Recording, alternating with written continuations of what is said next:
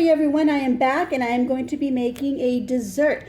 I will be making an oatmeal chocolate bars, and these are the ingredients I'm going to need. My wet ingredients will be a cup of unsalted butter. That will be softened unsalted butter, 2 eggs, a cup of white sugar, a cup of brown sugar. You don't have to use light brown, you can use dark. You know, the darker it is, the more caramelly flavor it has, so it's delicious. And I will need a teaspoon of some vanilla. I'm using pure Mexican vanilla extract. You can use the one that you like. For my dry ingredients, I will need 2 cups of flour, a teaspoon of baking soda, a teaspoon of salt, 1.5 teaspoons of ground cinnamon, and 3 cups of oats. You can use quick oats or, you know, your old-fashioned oats, whichever you like. I like to use old-fashioned oats because I like that texture. I like to have something to bite. This is a basic recipe for chewy oatmeal cookies, and you can just use these ingredients and start mixing them the way that I will at the beginning of my video, and you will just have some, you'll have a dough or whatever batter for some chewy oatmeal cookies. But I'm going to make it into a bar, so I'm going to lay them in a pan, and I'll show you that in a minute. But here's something else that I'm going to add to make it a little more interesting, a little more flavorful, and just all around yummy. I'm going to add some craisins, which are dried cranberries. I'm also going to add some chopped walnuts. Here we go, chopped walnuts. And how much of that am I going to add? I'm going to add about a cup of the craisins, and I'm going to add about a cup of the chopped walnuts into the cookie dough, into the whole batter thing. And I also have some semi-sweet chocolate morsels. Whoops. And I'm going to add about half a cup of semi-sweet chocolate morsels to that, because I also, well, maybe not as much, because I also want to melt this and put a layer on top, and I'm going to show you how I do that. And let's get started. So first let's get our oven, and I'm going to use my oven at 350, and that's exactly where I want it. Let's get that started. Let's get that preheating there. So it's going to start preheating it. I'll have it ready by the time I get to put my bars. All right, so here I have the sugars. That is 1 cup of packed brown sugar. I forgot to say that. It should be packed brown sugar. A cup of regular white sugar.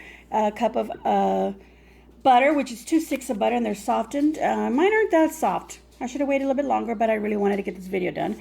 So anyway, a cup of the butter, and then a teaspoon of vanilla, which are already in there. And I'm gonna get this started here.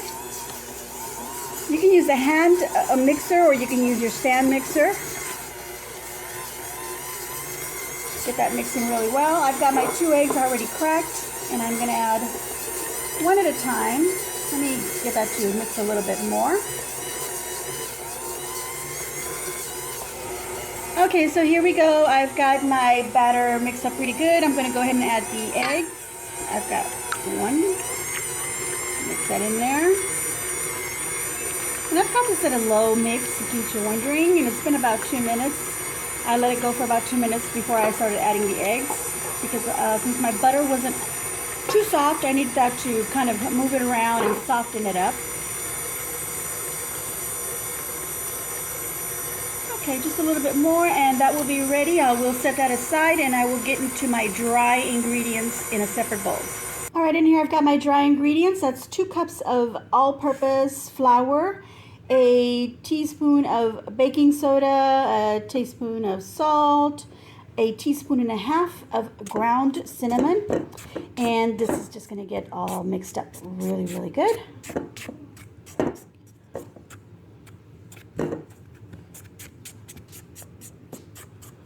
Kind of like you're sifting it sort of in here. Not really, but well. You could have sifted the flour, but I kind of want a textured kind of a cookie, so this doesn't ask for sifted flour. Unless you're making a really pretty fluffy cake, then you would sift it. Otherwise, it's just fine. And I will now add the oatmeal. All right, in here is the flour mixture, the dry ingredients with 2 cups of oatmeal. It asks for 3 cups, but I'm a rebel and I'm going to add half a cup more. So here's another cup and a half of oatmeal because I really want a lot of that oatmeal texture. And I kind of want it like a granola bar kind of a feel to my cookie, or to my cookie bars, I should say. Okay, this is going to get mixed up really well, and then I'm going to go ahead and incorporate this into the wet ingredients, which was the butter and the sugar mixture. Okay, we're back to the wet mixture, and I'm going to add a cup of dry cranberries, craisins, to that because I want to make sure they mix in really well. So I don't want to add my dry ingredients because that kind of keeps everything from the craisins from really mixing and separating into the batter. I don't want clumps of it in one part and then nothing on the other, and I'll be killing my arm mixing it. So here we go. Making sure that they get spread out. Let's just kind of break them down a little bit and get the little juices out of them. You could soak them in hot water before putting them in here, just to kind of plump them up a little bit. You could do that with the raisins as well. Just plump them up a little bit in some hot water, maybe 30 minutes or less before you start doing your cookie batter, and make sure you drain them really well, squeeze the water out, and then you can throw them in here. You don't want to add any extra moisture water in here because then it won't make a nice cookie. It'll be more of a cake. Okay, so then I've got a cup of chopped walnuts that I'm also adding into my batter. I did have some chocolate chips and I decided to reserve that for my drizzle on top. Here we go. Getting those mixed in really, really well. Okay, my oatmeal and flour, I'm going to just pick them up with my cup here and add a little bit at a time because obviously I can't get it all in there at once. And look at how it kind of slowed it down.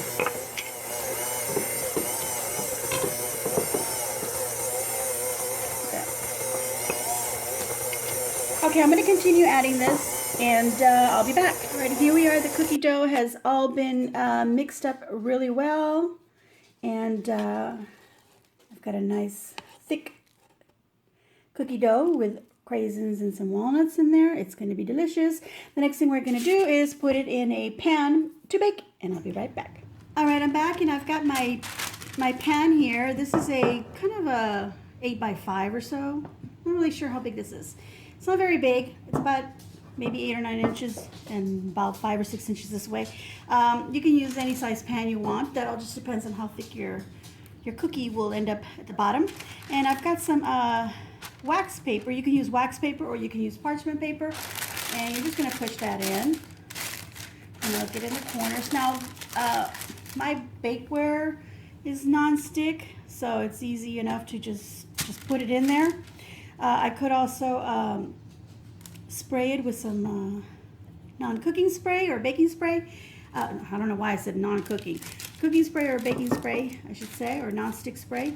And then that would be okay, but I kind of want easy pull out or clean up of my oatmeal bars. And then, of course, I'm going to add some chocolate in there, so I kind of don't want the mess. So I'm going to put that in there. And what I'm going to do is I'm just going to pour my cookie dough. And I have a lot of this cookie dough.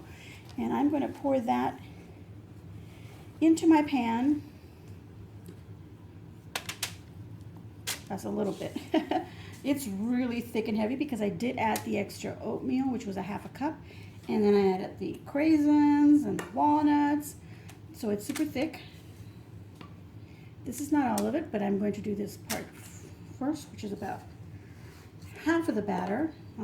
This makes just some cookies. If you don't add the regular half a cup of oatmeal, you don't add the craisins and the walnuts, and you end up with a recipe for some chewy oatmeal cookies. So then you can just put them on a little tablespoon or so of them, little ball, roll them up into a little ball, and then put them on a baking sheet, and then bake them, and they'll melt down into a little cookie. Now, in order to press this down, I don't want to get all this stuff all over me, so I'm going to put some flour on my fingers to press this down into my pan. And this is going to give me a little guide as to how much I really want to put in here. flour on my fingers. This kind of helps it not to stick. Okay, so you're just going to do that. You're just going to pour it at the bottom like that, and you can do the whole batter and cook it like that, or get another pan. If you have a bigger pan, that'll be awesome. That all depends on how thick you want. And look at that. Can you see that right there? That's about almost an inch or so of cookie. So I think that is a good amount, and that was just half of my batter. So I could take my other half batter and make some more. But what I'm going to do is I'm just going to make some cookies with those and put them on a baking sheet and bake those up. And I'll be back. All right, I'm back, and my oven is now nice and hot. I said 350 in the beginning, and I made a mistake. It should have been 375. I did adjust that on my oven. So now it is at 375, nice and preheated. I've got my cookie dough in my pan all spread out. And I'm just going to put that in the middle of my rack there. And that will bake for about 15, it's hard to do this with gloves on. It'll bake for about 15 to 20 minutes. So I will be back when those are baked. And all right, my oatmeal bars are out of the oven, and I'm going to pull them out of here. They've been cooling now for a couple of hours. As you can see, it's kind of thick. I'm going to pull them out of here, cut them up into little squares. And what I'm going to do is I'm going to melt some of this chocolate, some of this semi-sweet morsels here, and I'm going to drizzle them over them. So I'll be back. Okay, so I'm back, and I've snipped a tiny little hole, and there I'm just going to drizzle. By the way, I have these on top of some wax paper so that any chocolate that falls off will fall off on the paper and not on my counter. You could do this over like a little rack, but obviously you'll need to put something under it.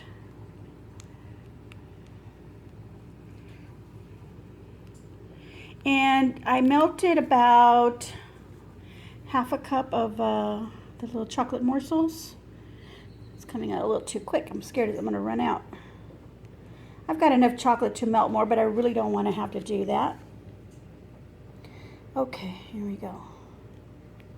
And drizzle that. All right, here we go. So that's it. I've drizzled these little oatmeal bars with some chocolate. And now what I want to do is I've got these pecan pieces, and I'm going to sprinkle on top, and hopefully some of them will stick to the melted chocolate. And just because I want an extra crunch on them, probably should have done it one at a time while it was still hot, and so they can stick on there. But I'll just kind of maybe go over them and push them in. I don't know, but this is what I've done, and I think they look really pretty, and they look really yummy, and I can't wait to bite into one. I've actually tasted a little bit off the side here, and let me show you here. As you can see, it's real nice and chewy on the inside. Look at that. Pick it up. It's nice and chewy on the inside, and it tastes yummy. Okay, here's the rest of my cookies. The rest of the batter that I had. I made some cookies. I'm going to put my little oatmeal squares right on there. All right, that was my idea for some chocolate oatmeal squares, or they're actually little rectangles. Anyway, little bars is what I'm going to call them. If you'd like to make this recipe, go ahead and follow mine. If not, if you have another idea of how you would do this, what you would add to them, how you would make them different, please let us know. If you have a link, put it below in the comments. Give me a thumbs up, and please subscribe to my channel. As always, enjoy. Okay, here's a little something extra. I had some chocolate chips still, and I decided to melt some more, about half a cup of the chocolate chips in the microwave, 30 seconds, and then another 30 seconds. And then I decided to add some butter in there, and I added about a tablespoon of butter, maybe a little bit less. It was about a tablespoon, or like a little pat of butter in there. And then I put it in there for another 10-15 seconds, and then I mixed it all up, and what I ended up was this nice thick fudgy kind of chocolate. So what I'm going to do is I'm going to take some of this and get my hands all nice and dirty, and some of these pecans.